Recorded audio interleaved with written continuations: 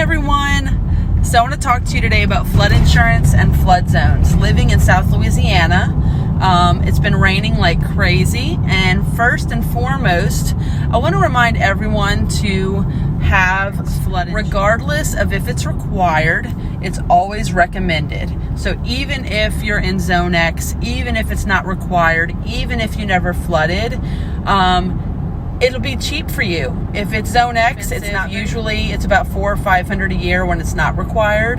That's about $33 a month.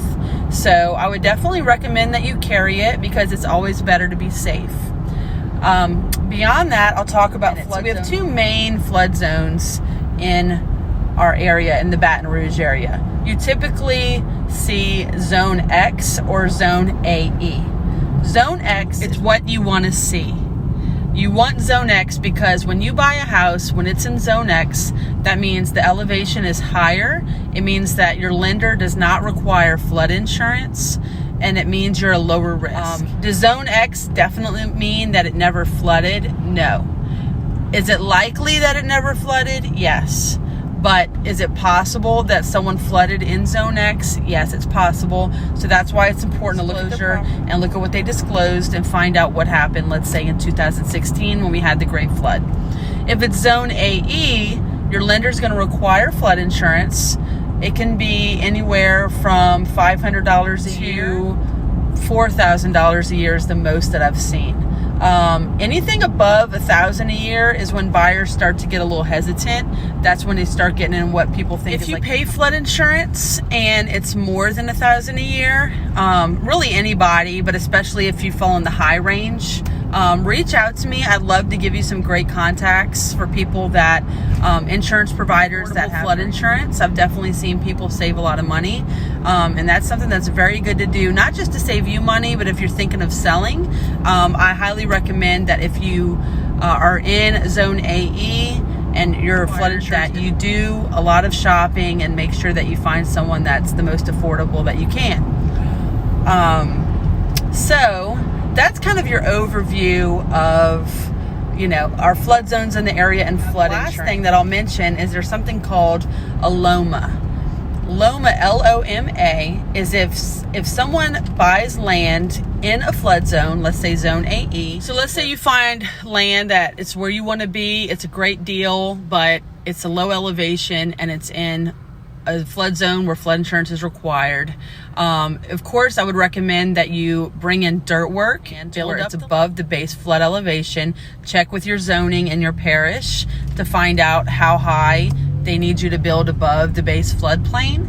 And then you're going to bring in the dirt, which can be very expensive, so it's something to consider. But when you find a good enough, value on land, it may be worth doing.